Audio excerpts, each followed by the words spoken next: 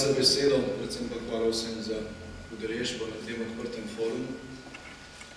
Slovenska demokratska stranka je sklenila, da v tem predvolilnem času ključno energijo in pozornost ne nameni samo tem običajnim predvolilnim dogodkom in, če se malo pošalim, nakratko rečeno predvolilnemu golažu, ampak predvsem vsebini. In s tem namenom je tudi organiziran ta odprti forum.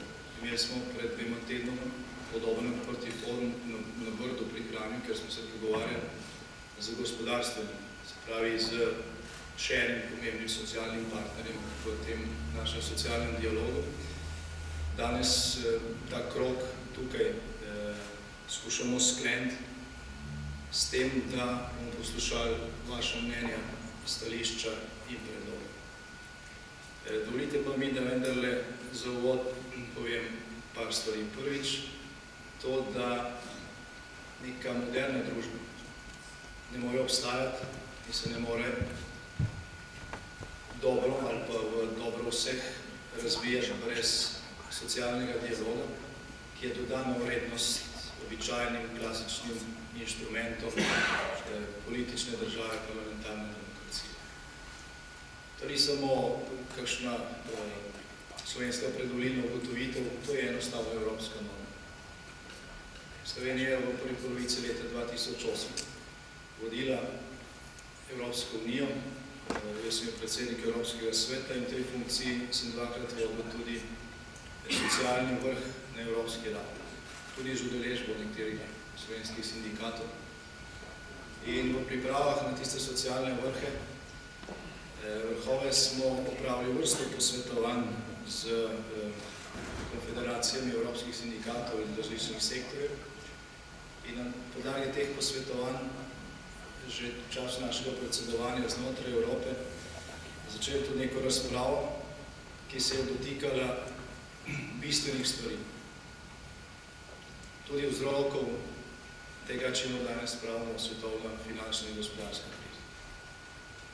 Evropski sindikati, evropske sindikalne centrale so že leta 2008 na podlagi neke analize ugotovile, da se že približno 10 let zmanjšuje delež denarja, ki gre v svetovnem in tudi v evropskem gospodarstvu za plače, se pravi za delo. In da nastaja nek razkorak in neka anomalija, v nekaterih državah večja, v nekaterih manjša, ampak v svetovnem merilu zelo velika, med tem, kar ne bi bilo neko po običajnih normah pošteno delo, pošteno plačilo za pošteno delo in tem, kar dejansko je v povprečnem trgu. Ti podatki, ne bomo zdaj utrujali za številkami, so kazali nek padajoč trend deleža sredstev v globalni ekonomiji, ki gre za plače. In sindikati so takrat dokaj zgodaj med prvimi opozarjali, da bo to pripeljalo tudi do zaostritev in do krize. Če zdaj to pripoved skrajšam in jo skušam aplicirati, skušam te ugotovitve deloma aplicirati na našo domačo sceno, potem moram reči, da za naše težave, v katerih danes smo, tudi zaradi tega, kar sem prej povedal, kar je bilo ugotovitev tudi za evropsko oziroma svetovno raven, seveda ni krivo to, da bi preveč plačali delo.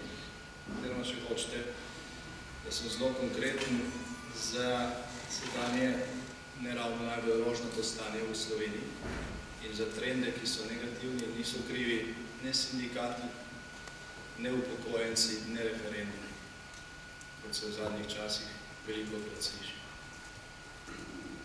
Upokojenci zato, ker ne bi prevelik strošek, sindikati zato, ker ne bi skupaj z opozicijo blokirali reforme in referendumi zato, ker pač omogočijo ljudem, da odločajo o takšnih ali drugačnih rešitev. Za stanje, v katerem smo, je po eni strani, ko gre za zunanje vzroke, kriv pohlep v mednarodnem finančnem sistemu. Ta je bil formiran 1944 za neke povsem druge razmere, ne omogoča, da bi na tej globalni ravni finančne institucije funkcionirale v skladu s tem, kar so zahteve časa. Pušča se ogromno prostora špekulacija. Nihče ne odgovarja in posledice seveda plačajo običajno tisti, ki so čisto nekje na koncu, ki nekje dejansko proizvajajo in ustvarjajo. Tega problema v Sloveniji seveda ne moremo rešiti. Ko sodelujemo znotraj asociacij, v katerih smo pri iskanju rešitev in to poskušamo delati znotraj evropskih institucij. Lahko pa se seveda soočimo s tem, kar je drugi razlog, notranji razlog za sedanje stanje, to pa je po mojem mnenju slabo upravljeno za državo v zadnjih letih, ko smo se zadolžili za 8 milijard in ko nič od tega nismo posejali, da bi lahko danes kaj želi. In ko govorimo o pomenu socialnega dialoga, mislim, da je najpomembnejše, da na začetku tega socialnega dialoga skušamo priti do neke vsaj približno podobne ocene stanja, v katerem smo. Ali pa še bolje stanje, ki nas čaka po 4. decembru ali po novem letu ali jutri. Kajti, če se približno poenotimo o stanju, potem bomo tudi lažje iskali rešitve za to stanje. Če pa se tukaj razlikuje, če so pri teh ocenah prevelike razlike med socialnimi partnerji, bomo pa težko našli prave ali pa pravične rešitve. Če kdo misli, da je vse dobro, samo še nekaj milijard si moramo sposoditi, vmes bo svet ogreval in potem bomo tudi mi, ni treba nič spremeniti. Drugi pa misli, da je treba začeti pri sebi in varčevati, potem so to temeljne razlike v pogledih in dokler jih ne zbližamo zelo iskati rešitev. Tudi s tem namenom smo danes tukaj, da poskušamo, da najprej vas zelo pozorno poskušamo glede te ocene stanja. Poskušamo malo zbližati stališče in seveda nadaljujemo ta poskus rehabilitacije socialnega dialoga tudi v bližnji prihodnosti in vsekakor naprej. Da ne bi imel preveč dragocenega časa, samo še dve zadevi. Prvič, Slovenija bolj kot kadarkoli doslej potrebuje nek resen socialni sporozum. Mislim, da mora biti to prva naloga vseh, ki bodo ali pa ki bomo izvoljeni v naslednji parlament in tudi vseh socialnih partnerjev. Tem socialnim sporozumu je treba zapisati tako približno poenoteno oceno, vsaj približno poenoteno oceno tega, kje smo, kot tudi, kaj se predstavljamo kot rešitve in na tretjem mestu, kaj bomo naredili, zato da jih uresničimo. To se mi zdi izjemnega pomena in naj ne zveni preskromno, če rečem, da morda danes postavljamo tisto začetno črko poskusov, da pridemo do tega pomembnega dokumenta, brez katerega, po mojem mnenju, Slovenija ne bo mogla niti reševati nakopičenih težav, ki so pred nami, niti poiskati produktivnih izhodov iz te krize, niti napredovati in ponovno ujeti razvojni zagon, kot smo ga pravzaprav imeli večino časa po slovenski osamosvojitvi. In še eno stvar bi rad počrtal na koncu.